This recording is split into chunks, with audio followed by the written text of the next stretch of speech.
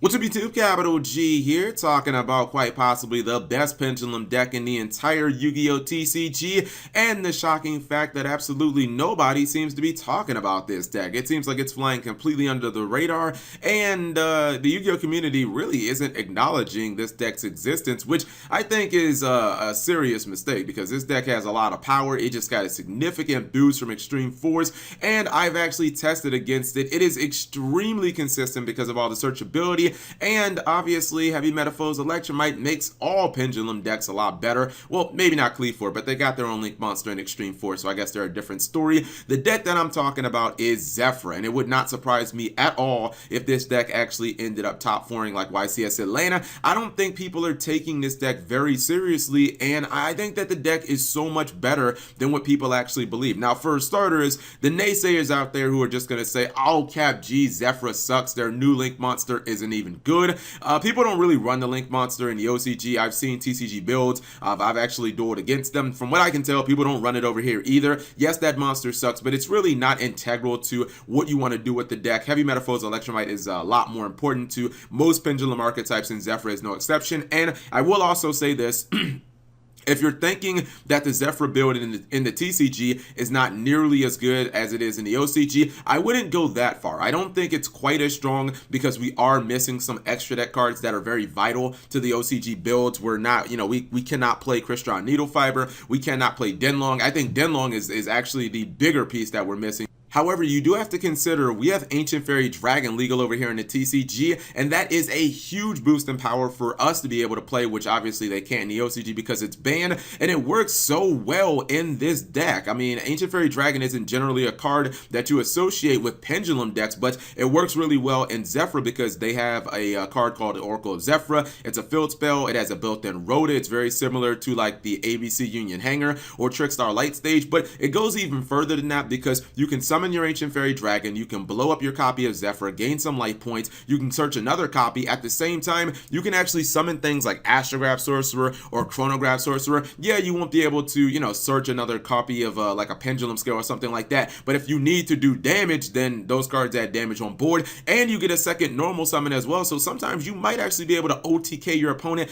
kind of out of nowhere off of a random Ancient Fairy Dragon. And since this deck already runs Destrudo, going into level 7s is actually really easy. I don't know if you guys have seen the builds, but they run Dragon Shrine, not just for Destrudo to go into Black Rose Dragon and to go into things like Ancient Fairy Dragon, but they also run like the Supreme Gate cards or the Supreme King cards. They run Supreme King Dragon Darkworm, which it can summon itself when you don't have any monsters on the field. Then that card ends up becoming a +1. So I honestly think even though the TCG builds aren't quite as strong as the OCG builds, there are certain things that we can do that they can't do, and I think that we can kind of make up for some of that power. Now, for starters, one of the things that I like about Zephyr is the deck has so much searchability. In fact, you could argue that it could actually rival what Pendulum Editions had. You have Terraforming, which can get you your Oracle of Zephyr. We've already established that that has a Rhoda built into it. You also have Zephyr Providence, which basically is another Rhoda for your archetype. Not only can this add spells and traps, but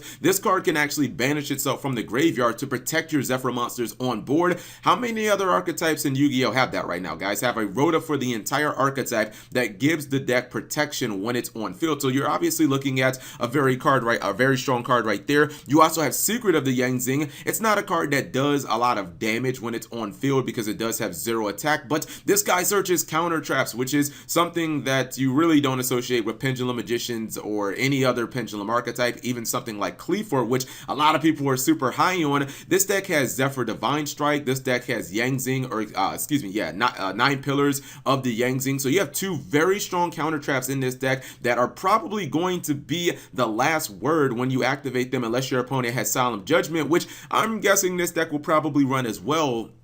So you could be looking at 3 extremely strong, prominent counter traps, and when you get those counter traps on board turn 1, plus you possibly throw in the Mythical Beast, your opponent can be completely stunned really out of their first turn. Now let's actually talk about the Mythical Beast. I did a whole video on them. I said that these cards were extremely strong. I don't understand why everybody was hating on this archetype. I felt like Zephyr was almost the perfect kind of infrastructure that was conducive to Mythical Beast being able to perform and, kind of get getting the most out of them. In my opinion, I think Zephyr lack a lot of offense. I don't think of Ancient Fairy Dragon as an offensive card. I don't really think of Zephrani, Secret of the Yangzing. I don't really think of him as much of an offensive card. So really what this deck needs is to be able to put a lot of damage on board.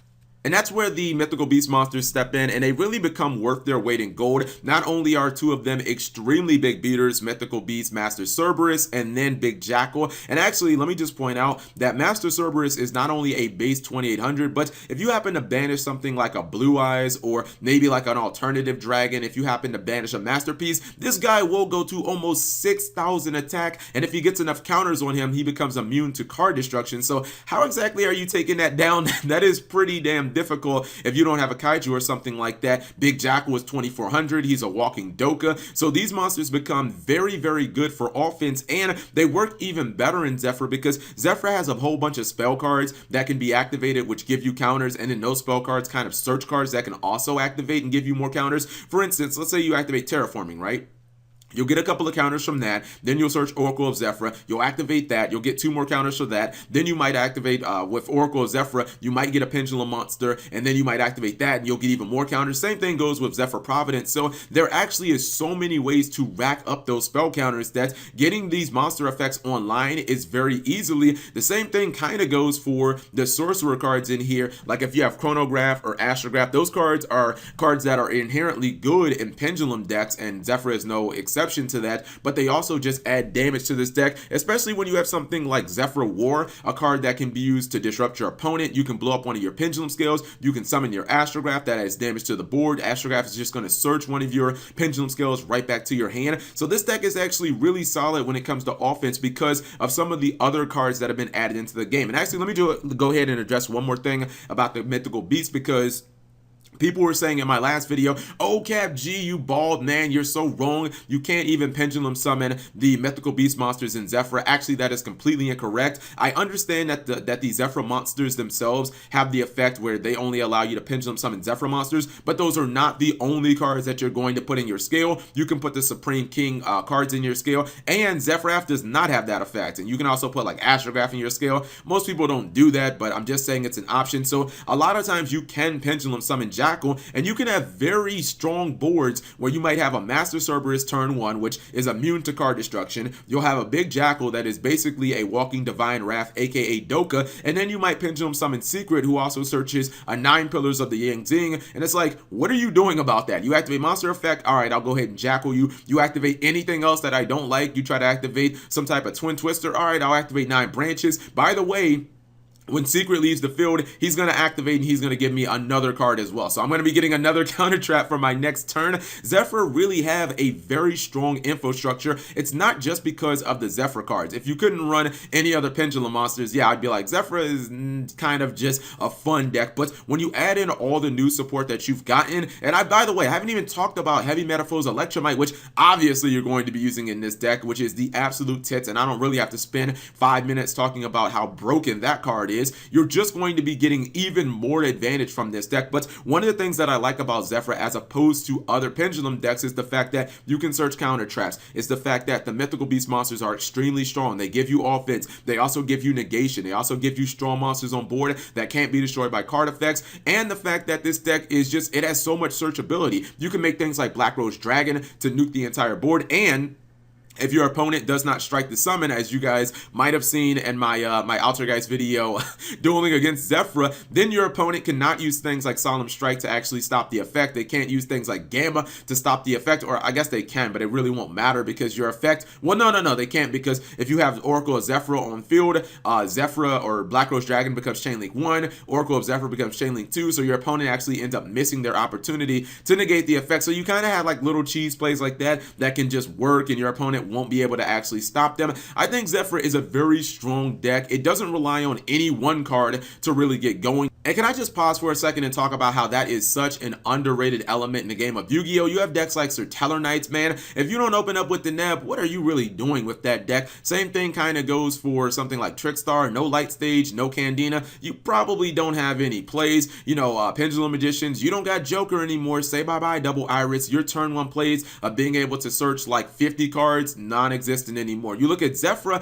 Zephyra has so many ways to get things started. You can go Dragon Shrine, you search, your Dark Worm, or you put it in your graveyard, you summon it, bam, there's your instant +1, your deck is rolling. You have Zephyr Providence and Oracle of Zephyr, which both search the entire archetype, so your opponent's only gonna have one Ash Blossom, so choose wisely. This deck has so many ways of starting plays. I've already talked about how if you open with Master Cerberus, you're going to be able to summon it inherently off the Big Jackal effect. I'm pretty sure your opponent doesn't want to deal with a 2800 walking tank that can't be destroyed by card effects, so not relying on one specific card is also a very strong benefit, because it means that if you if you get hit with Ash Blossom, it's not really the end of the world. You still have a whole bunch of plays. So I really think that people should look at Zephyra, especially if you were a fan of the archetype before. It has gotten so much better with Heavy Metaphors Electromites, and it's gotten better because Pendulum Magicians were stealing all of your shine, and now they're kind of out of the way. So I feel like this deck is going to fight with Cleaford for the title of best Pendulum deck in the game.